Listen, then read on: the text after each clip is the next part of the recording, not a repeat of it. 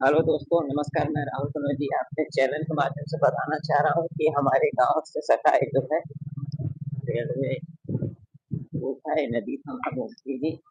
इस समय हम जा रहे हैं, हम लोग जौनपुर। तो रास्ते में थे तो हम कहे कि एक छोटा सा ब्लॉग वीडियो बना लिया जाए। सभी लोग बहुत ध्यान से देख रहे हैं कि क्या मोबाइल उल्टा करके क्या कर रहे हैं। तो हम लोग जौनपुर निकल रहे थे तो हम कहें एक छोटा सा जो है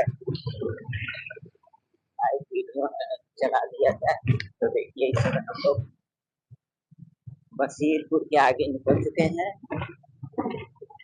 एक ताड़ी का पेड़ है, देखिए आप आएंगे यहाँ पर तो यहाँ से ताड़ी उतरता है, लोग पीते हैं और लोग बताते हैं कि ताड़ी पेट के लिए बहुत लाभदायक होता है। तो दोस्तों, जब भी आइए जौनपुर में तो इस ताड़ी का आनंद लीजिए। अब इस समय हम आ गए, देखिए बाघाबली का नार है। यहाँ जो है मैच होता था, कभी कभी होता था, लेकिन यहाँ का दृश्य देखिए, समय का परिवर्तन हो गया। ये मोबाइल की वजह से जो है क्रिकेट से संबंधित सारी खेलों का जो है हो गया है। अब तो बच्चे सिर्फ मोबाइल में ही व्यस्त होते हैं। तो देखिए दोस्तों, साईं बाबा को मंदिर है। इस समय हम लोग आ गए हरईपुर के गाँव में। ये देखिए बच्चे बैठे थे, स्कूल से जा रहे हैं वैन से घर।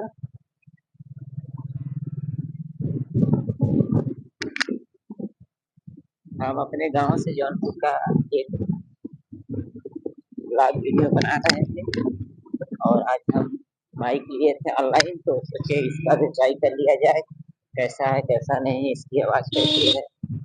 ये देखिए माता जी का मंदिर।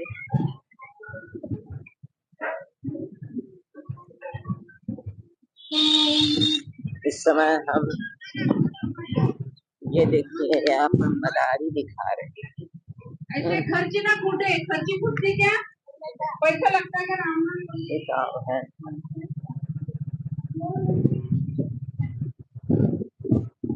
हेलो दोस्तों, हमारे वीडियो में बने रहिए। चलिए मैं आपको जौनपुर लेके चल रहा हूँ और जौनपुर के कचहरी का भी कुछ पल में वहाँ का दृश्य दिखा रहा है।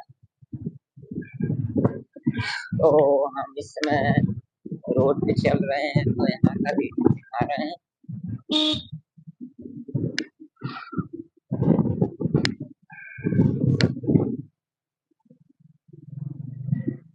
देखिए आपको दिख रहा होगा वो बड़ी सी बिल्डिंग है, दीवानी कचहरी है, जौनपुर की दीवानी कचहरी। ये देखिए झुंड।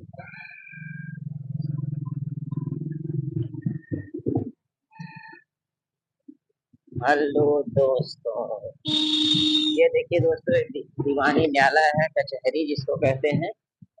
आज शनिवार है, शिखर शनिचर को जो है बंद रहता है।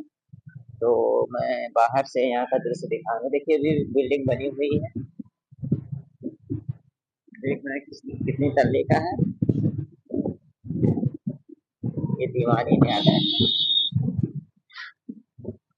और दीवानी न्यायालय के जस्ट बगल आपको दिखाएंगे सीएम साहब का आवास। ये देखिए अभी बन रहा है बिल्डिंग।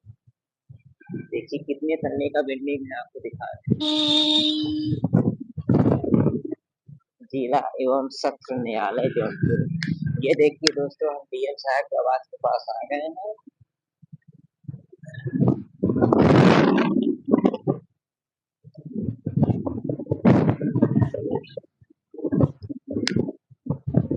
ये देखिए आपको अम्बेडकर जी यहाँ पर लेके आ गए, जौनपुर का अम्बेडकर जी रहा। अम्बेडकर जी देखिए विराजमान।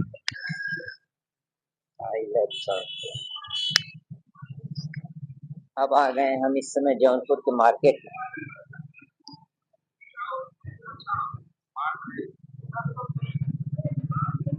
सबसे कंजूस है। तो दोस्तों, इस समय हम जौनपुर आ गए हैं और यहाँ देखिए मार्केटिंग दिखा रहे हैं। दुकानें जो है खुली हुई हैं, संडे को बंद रहता है, जैसा कि आपको बता दिया था। ये देखिए Canara bank, state bank, state bank of India bank शाखा, जिला सैनिक कल्याण एवं पूर्वांचल जौनपुर, गहना कोठी, अगेलूरा राम जी से गहना कोठी। देखिए अभी जल्दी इसका उद्घाटन हुआ है।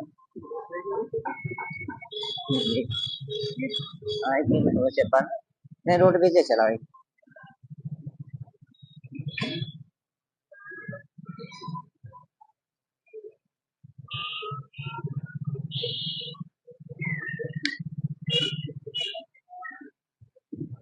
जौनपुर में आप आएंगे तो अम्बेडकर तिराहा से लेते हुए और विकास भवन के पास आपको सबसे ज्यादा यहाँ पर ज्वेलर्स दिखेंगे। देखिए आपको दिखा रहे हैं, आप देखते चलिए। 1 2 3 4 5 6 तो इतने समय में आपको दिखा दी। तो यहाँ आएंगे जौनपुर अगर दीवानी ख्याल है तो यहाँ से देखेंगे सबसे ज्यादा यहाँ ज्वेलर्स की दुकान वहां है। खतरे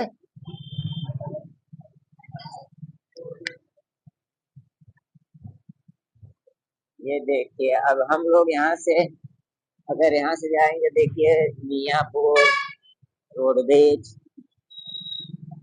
ये देखिए एम्बुलेंस जा रहा है।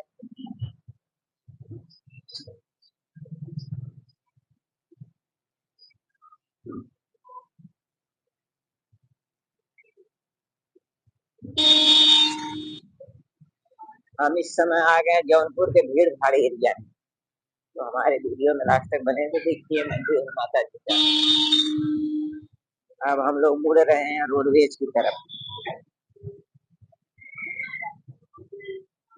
रोडवेज टिरी कॉलेज, यहाँ पर देखिए सड़क का थोड़ा सा रिपेयरिंग का कार्य चल रहा है,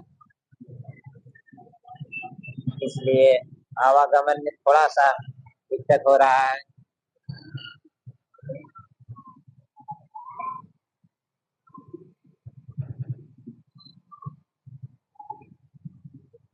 टूटी फूटी सड़कों का जो है मरम्मत किया जा रहा है।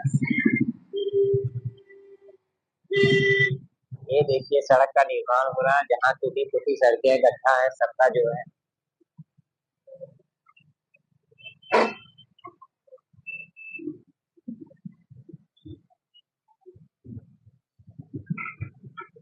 तो देखिए दोस्तों आयकर विभाग है जौनपुर में।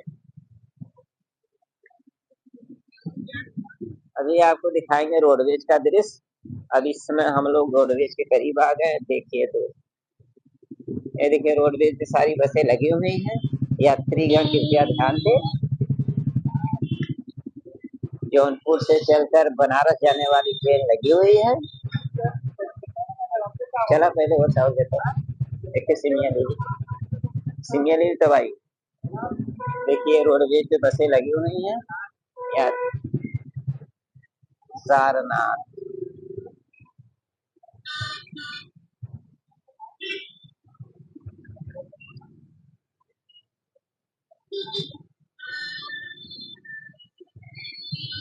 ये देखिए जय मां शारदा। अब हम लोग निकल रहे हैं टीडी कॉलेज की तरफ। ये देखिए श्रद्धा है। यस यस, इस समय ये देखिए बीआरपी कॉलेज और यहाँ पर भजन संकट मोचन हनुमान जी का जो मंदिर है, इसके बगल शनिदेव महाराज के कभी आइए थे दर्शन करिए।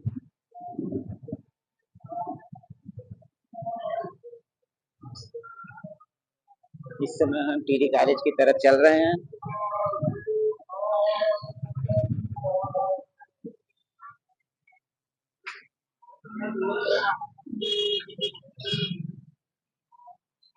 टीडी कॉलेज की तरफ भीड़ भाड़ एरिया है, बच्चे पढ़ने जाते हैं। देखिए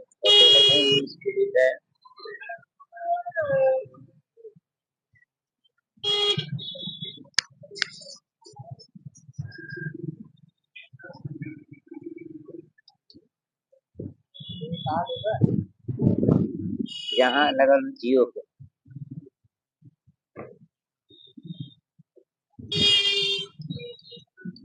इस समय हम पीडी कॉलेज पे आ गए हैं। पीडी कॉलेज का गेट आपको दिख रहा है, एकदम गेटे तक ले चला वहां तक। तिलकधारी स्नातकोत्तर महाविद्यालय जौनपुर, आपको गेट दिख रहा है पीडी कॉलेज का। बस ये देखिए तिलकधारी इंटर कॉलेज, शंकर भगवान का मंदिर, यूनियन की पीडी कॉलेज।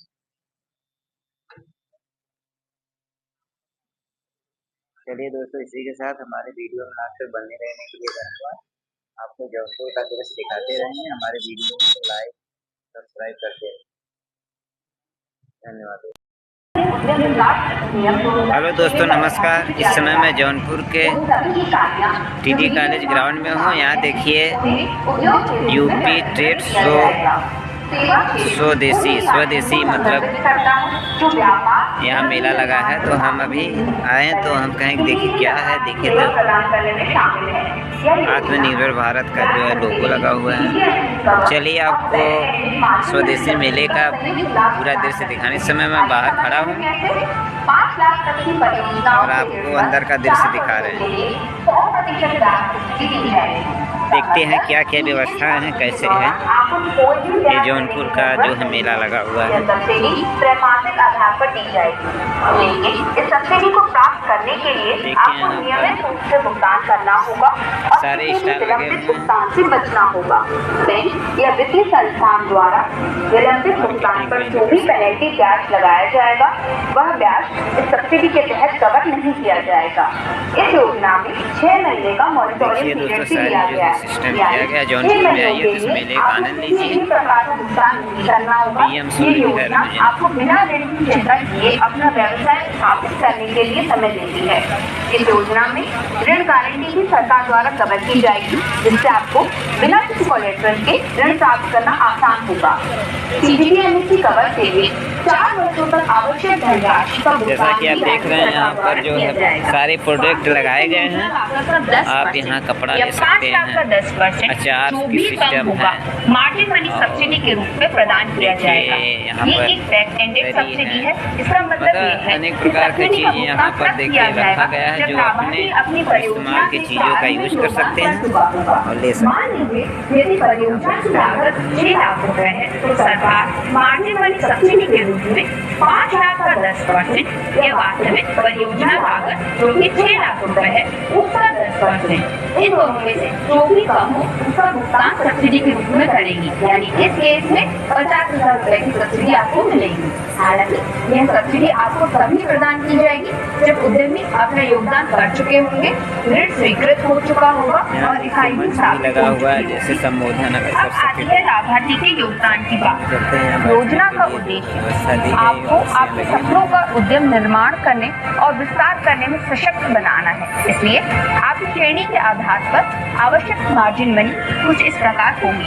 सामान्य श्रेणी के आवेदनकर्ताओं के लिए परियोजना की लागत का 15%, OBC के लिए परियोजना लागत का 12.5%, SC, ST, विकलांग आवेदक और राज्य के आर्थिक दृष्टि से पिछड़े हुए क्षेत्र जैसे बुंदेलखंड, पूर्वांचल और केंद्र सरकार द्वारा मान्यता प्राप्त किए गए आवासीय जिले जैसे चित्रकूट, चंदौली, सोनभद्र, फतेहपुर, बलरामपुर, रोडवेज के बगल DRP मैदान में लगा हुआ है। लाभार्थियों के लिए परियोजना लागत का 10%।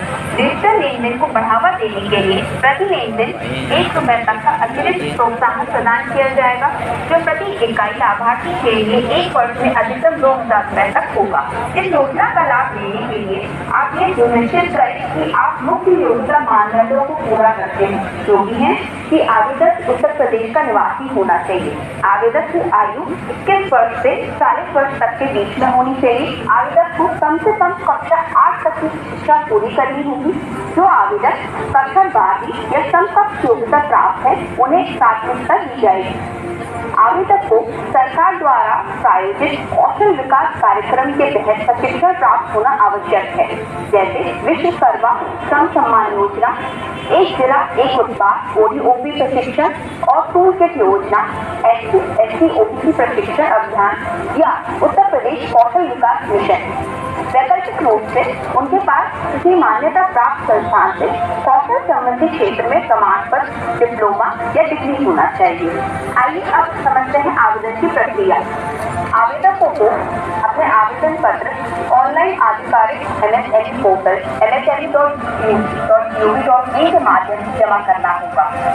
सभी आवश्यक दस्तावेज अपलोड करें, जिसमें आयु प्रमाण जैसे आधार कार्ड या जन्म प्रमाण पत्र, शैक्षिक योग्यता प्रमाण पत्र, प्रशिक्षण या कौशल प्रमाण पत्र, व्यापार अभियान या परियोजना प्रस्ताव और पता प्रमाण शामिल रहेगा। आवेदन पत्रों की समीक्षा और सत्यापन जिला कार्यक्रम प्रबंधन इकाई DPNU द्वारा किया जाएगा। सत्यापित आवेदन पत्र संबंधित बैंकों को प्रोसेसिंग के लिए भेजे जाएंगे। बैंक परियोजना प्रस्ताव का मूल्यांकन करेगी और स्वीकृति या अस्वीकृति जारी करेगी।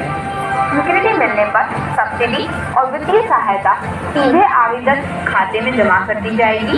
योजना के कार्यान्वयन के लिए जिला स्तर पर जिला उद्योग और उद्योग संवर्धन केंद्र को नोडल एजेंसी के रूप में नियुक्त किया जाएगा। ऋण राष्ट्रीयकृत, अनुसूचित, ग्रामीण और अन्य RBI द्वारा अनुमोदित वित्तीय संस्थानों के द्वारा प्राप्त किया जा सकेगा। राज्य स्तर पर एक समर्पित खाता खोला जाएगा, जो कि बैंकों को मार्जिन मनी, सब्सिडी और ब्याज सब्सिडी वितरित करने के लिए उपयोग किया जाएगा। कुल वास्तविक खर्च या कुल सब्सिडी राशि जो भी कम हो, उसका अधिकतम 3% प्रशासनिक खर्चों के लिए आवंटित किया जाएगा। लेकिन ध्यान रहे, कुछ प्रकार की परियोजनाएं इस योजना के तहत वित्तीय सहायता प्राप्त करने के लिए अयोग्य हैं। नकारात्मक सूची में जो उत्पाद शामिल हैं वो कुछ इस प्रकार है: शराब या फिर पेय पदार्थ जिसमें एडिटिव ड्रिंक्स और कार्बोनेटेड ड्रिंक्स भी शामिल हैं, तंबाकू उत्पाद जैसे कि गुटखा, पान मसाला, पटाखे और प्लास्टिक बैग, विशेष रूप से वो जो 40 माइक्रोन से कम है या जो केंद्रीय या किसी राज्य सरकार द्वारा प्रतिबंधित हो। इसके अतिरिक्त कोई भी अन्य उत्पाद जो सरकार द्वारा समय समय पर प्रतिबंधित किया जाएगा वो भी इस योजना के लिए अयोग्य माना जाएगा। वो लाभार्थी जिन्होंने पहले चरण की वित्तीय सहायता 4 वर्षों के भीतर पूरी तरह से प्राप्त कर ली और पूरे ऋण की राशि का भुगतान कर दिया हो, वे दूसरे चरण की वित्तीय सहायता के लिए आवेदन कर सकते हैं। इस विस्तार चरण के लिए अधिकतम परियोजना लागत 10 लाख रुपए तक मान्य है।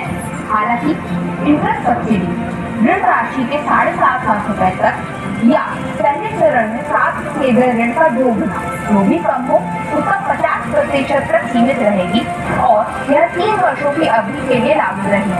अब समझते हैं कि ये कैसे काम करेगी। स्टेप 1, पहले चरण में आपने जो ऋण लिया है उसे दोगुना करें। स्टेप 2, इस दोगुनी